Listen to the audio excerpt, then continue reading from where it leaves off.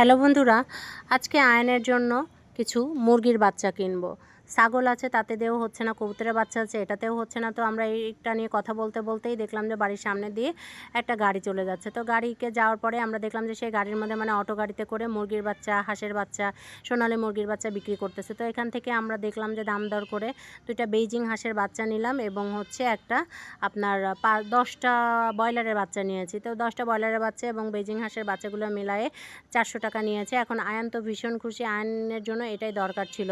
বলা হয়ে থাকে যে সমস্ত বাচ্চাদের রোগ প্রতিরোধ ক্ষমতা খুবই কম, তাদেরকে বাড়িতে পালা হাঁস, মুরগি, গরু, ছাগলের সাথে খেলতে দিতে হবে বা মাঠে ঘাটে ছুটাইতে দিতে হবে, ঘাসের উপরে হাঁটতে দিতে হবে। আসলে আয়ানকে নিয়ে এই চেষ্টাটাই আমরা করতেছি, কারণ হচ্ছে আয়ান বেশ কিছুদিন ধরে এত বেশি অসুস্থ থাকতো যে ওর রোগ প্রতিরোধ ক্ষমতা একদমই কমে গিয়েছিল। কিছু থেকে কিছু হলেই ছেলেটা আমার অসুস্থ হয়ে যেত।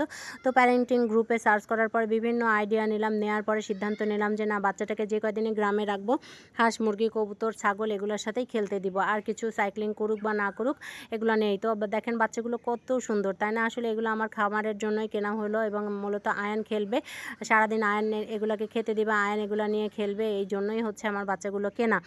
যে কয়দিনই বাচ্চা বাঁচুক, কয়দিন বাঁচবে জানি না, তারপরেও যে আমার ছেলেটা এগুলো নিয়ে ব্যস্ত থাকবে, এটাই আমি টিভি থেকে সরানোর জন্য এবং মোবাইল থেকে সরানোর জন্যই হচ্ছে এই চিন্তা ভাবনা করেছি। কারণ বাসায় থাকলে সারাক্ষণ দেখতেছি মোবাইল নিয়ে কান্নাকাটি করে, টিভি দেখার জন্য অ্যাডিক্টেড হয়ে গেছে, টিভি ছাড়া কিছু বুঝছে না। কিন্তু আমার চা হচ্ছে যে গ্রামে যে কদিন থাকুক ছেলে আমার হাঁস, মুরগি, ছাগল নিয়ে খেলুক বা প্রাকৃতিকভাবে ছুটে বেড়াক, যাতে একটু হেলদিটা কমে, ওর যে ফোলা ভাব সেটা যেন কমে। তো বাচ্চাগুলোকে নিয়ে আসার পরে কিন্তু আমি এখন মাকে দেখাচ্ছি যে মা দেখো বাচ্চাগুলো ঠিক হয়েছে কিনা। আমার একটা খামার ছিল, খামারে মোটামুটি 500 মুরগি ধরার ক্যাপাসিটি, এরকম দোতলা একটি খামার বানিয়েছিলাম, মুরগির খাঁচা।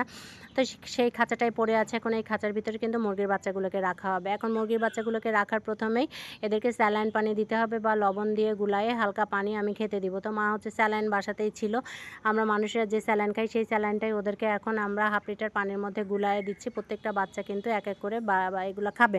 তো খাওয়ার পরে ওদেরকে আমরা খামারে রাখবো। এখন আয়ান কিছুতেই হাঁসের বাচ্চাটাকে দিবে না। আয়ান তো ভীষণ খুশি হয়েছে হাঁসের বাচ্চাটাকে পেয়ে। গ্রামে কিন্তু এগুলাই হয় না, এবং আফিবের মধ্যে যে স্ট্রংনেস ভাবটা আছে, যে রোগ প্রতিরোধ ক্ষমতা আছে, আয়নের মধ্যে কিন্তু সেটা নাই। এই যে আয়ান অলরেডি হাঁসের বাচ্চাটাকে ছেড়ে দিয়েছে, ছেড়ে দিয়ে কিন্তু ছুটে বেড়াচ্ছে এবং ওকে ধরার চেষ্টা করতেছে। যদিও সে পারছে, কখনো পারছে, কখনো পারছে না। এবং এই বাচ্চাগুলো কেনার ফলে আমি একটা জিনিস লক্ষ্য করলাম যে ও কিন্তু সকাল থেকে আর ফোন চাচ্ছে না, ও কিন্তু সকাল থেকে আর টিভি দেখতে চাচ্ছে না, এই বাচ্চাগুলোকে নিয়েই খেলছে। ইতিমধ্যেই কিন্তু সে একটা বাচ্চা মেরেও ফেলেছে। তো আমরা এখন খামারে তুলছি, এটাই হচ্ছে আমার মুরগির খামার। তো খামারটার মধ্যে ওঠানোর জন্য মা প্রথমে বাচ্চাগুলোকে, ছোট ছোট বাচ্চার রাখার জন্য একটা সাইড আমার করা ছিল, ডিমের জন্য একটা সাইড করা ছিল। এবার পার্ট বাই পার্ট আমি এখানে খামারটি করেছিলাম পার্টিশন আকারে। তো এখন এই বাচ্চাগুলোকে বাচ্চা রাখার জন্য যে পার্টটা দেওয়া ছিল সেখানে কিন্তু রাখা হবে। আফিবের সাহায্য নেওয়া হচ্ছে এর মধ্যে আমার বাচ্চাগুলোকে পানি খাওয়ানোর জন্য। মা এখানে স্যালাইন পানি গুলানোও হয়ে গেছে এবং আয়ান কিছুতেই তার হাঁসের বাচ্চাটাকে দিবে না। আয়ানের কথা হচ্ছে যে মাম্মি, এটা কিন্তু বড় হইলেও তুমি এদেরকে গোত্ত বানায় খাবে না, তুমি প্রমিস করো। এখন ছেলের সাথে প্রমিস করতে হয়েছে, যদিও জানি না যে রাখতে পারবো কিনা, এবং বাচ্চাটা ছুটে পালানোর চেষ্টা করতেছে। ওরা যেহেতু এক পরিবেশে ছিল, এক পরিবেশ থেকে এখন আর এক পরিবেশে এসেছে, ওরা কিন্তু বুঝতে পারছে না। মানে এতক্ষণ ছিল তো ক্যারেটের মধ্যে ম্যানে ম্যানে ঘুরতেছিল। তো আমার ছেলেটা কিন্তু অনেক ভালো থাকবে এই কয়দিন, আমি যে কয়দিনই থাকবো এই বাচ্চাগুলোকে নিয়ে।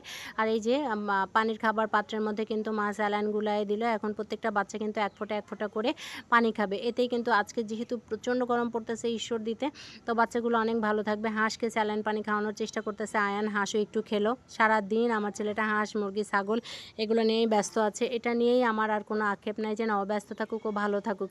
তো আজকে এ পর্যন্তই, সবাই ভালো থাকবেন। অবশ্যই আমার চ্যানেলটি সাবস্ক্রাইব করবেন এবং পরবর্তী ভিডিও দেখা পর্যন্ত আপনারা সবাই সুস্থ থাকবেন।